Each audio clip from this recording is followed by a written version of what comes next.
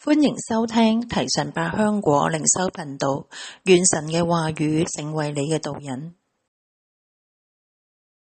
詩篇84篇3至4節，萬軍之耶和華，我的王，我的神啊，在你的祭壇那裡，麻雀找到了住處，燕子也為自己找到了安置有雛的巢。住在你殿中的都是有福的，他們還要不斷讚美你。萬軍之耶和華，我的王，我的神啊，在你的祭壇那裡，麻雀找到了住處，燕子也為自己找到了安置有雛的巢。住在你殿中的都是有福的，他們還要不斷讚美你。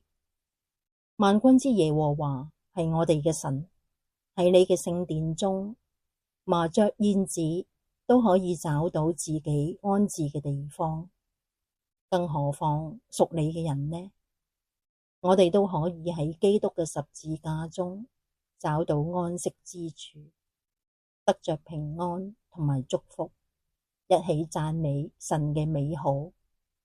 神啊，居於你嘅殿中係我哋屬靈嘅家，有你同在保護，依靠你嘅人係有福的。